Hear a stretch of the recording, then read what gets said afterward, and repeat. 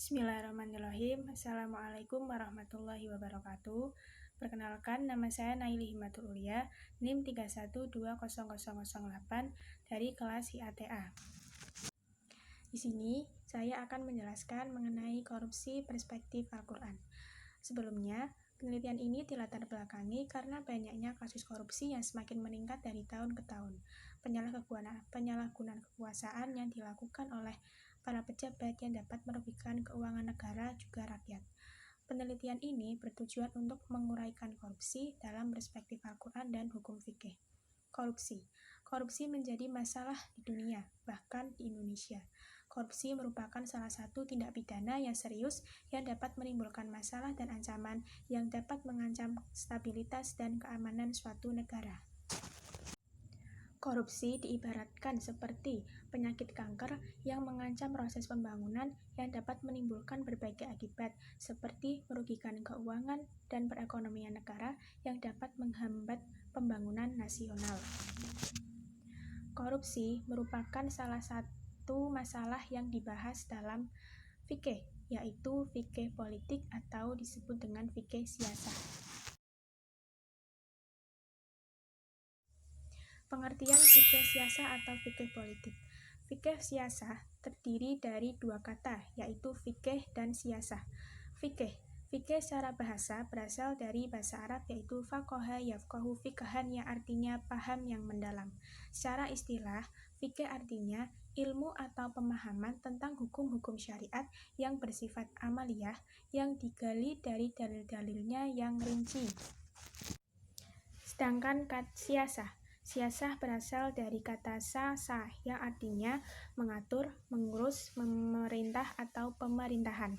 Jadi dapat disimpulkan bahwa fikih siasah adalah ilmu yang mempelajari tentang hal-hal yang berkaitan dengan negara dan umat dengan segala bentuk hukum, peraturan, dan kebijakan yang dibuat oleh pemerintah atau pemegang kekuasaan yang dijalankan sesuai dengan syariat untuk mewujudkan kemaslahatan umat.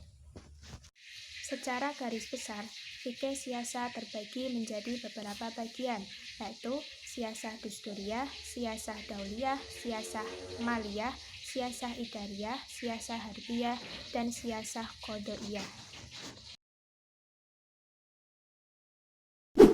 Pengertian korupsi. Korupsi secara bahasa berasal dari bahasa Latin yaitu corruptio atau corruptus, yang artinya hal membuat rusak, pembusukan, kemerosotan, dan kerusakan. Kemudian, pengertian korupsi. Menurut Kamus Besar Bahasa Indonesia, korupsi adalah penyelewengan atau penggelapan uang negara atau perusahaan untuk kepentingan pribadi maupun kepentingan orang lain.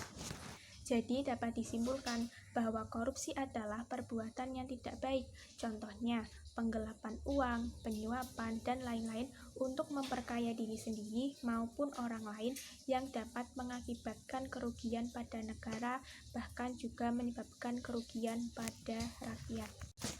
Menurut skalanya, korupsi dibagi menjadi 3, yaitu yang pertama, grand corruption, petty corruption, dan political corruption. Yang pertama, grand corruption. Grand corruption merupakan bentuk korupsi yang paling berdampak luas dan negatif.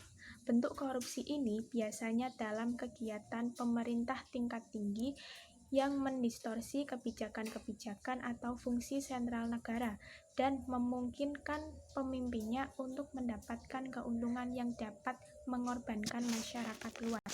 Adapun yang kedua, korupsi kecil-kecilan atau petty corruption. Korupsi ini merujuk pada penyalahgunaan kekuasaan oleh pejabat publik di level bawah dan menengah, di mana interaksinya langsung dengan masyarakat. Contohnya seperti dalam pelayanan rumah sakit, sekolah, dan sebagainya. Kemudian yang terakhir, political corruption atau korupsi politik merupakan bentuk penyalahgunaan kekuasaan dengan cara memanipulasi kebijakan, lembaga, dan aturan yang dilakukan oleh pembuat kebijakan demi terus mempertahankan kekuasaan.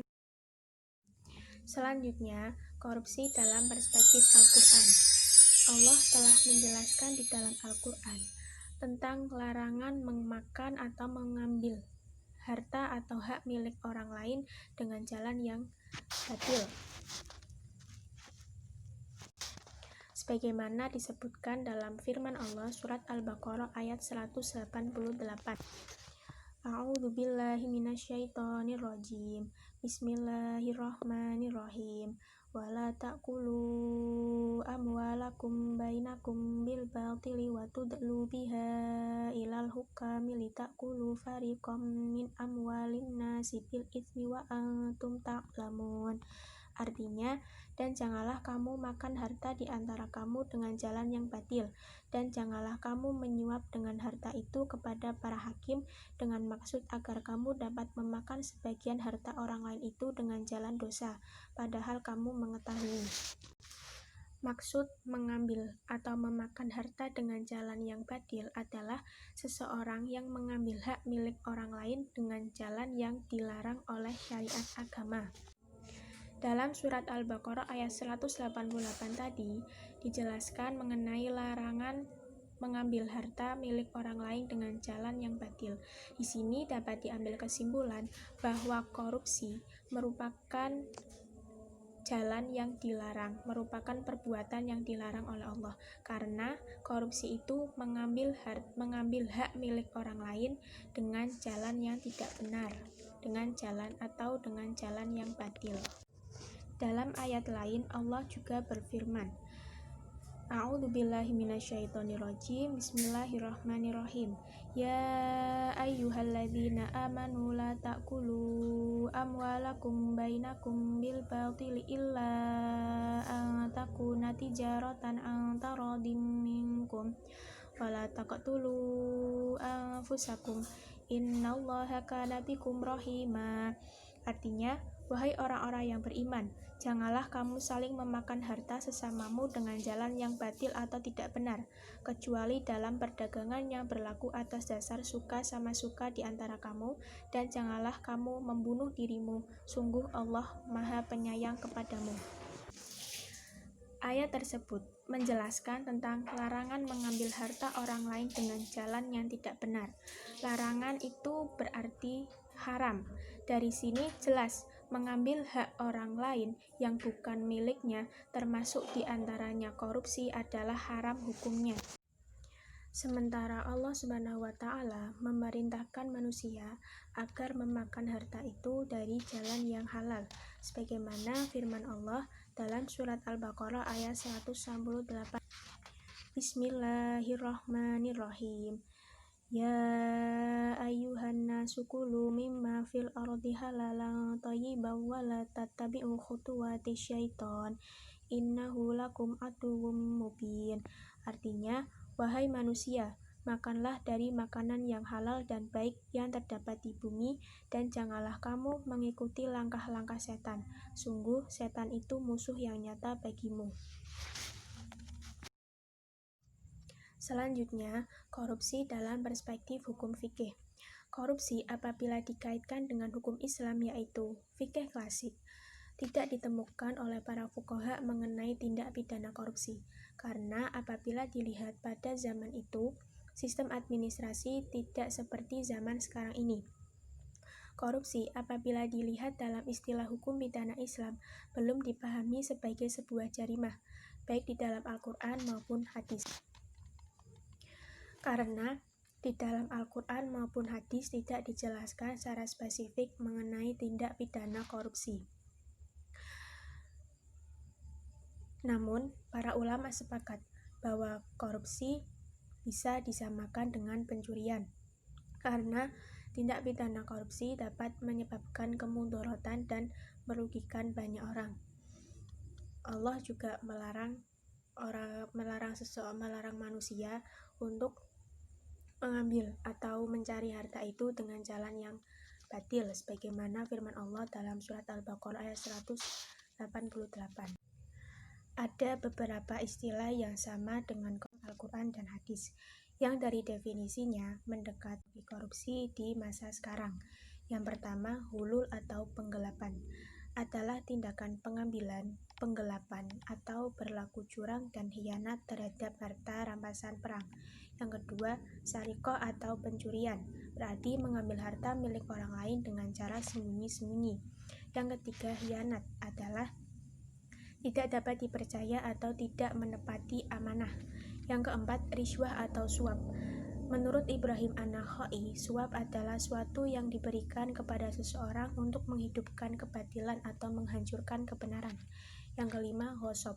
Didefinisikan sebagai upaya untuk menguasai hak orang lain secara permusuhan maupun secara terang-terangan.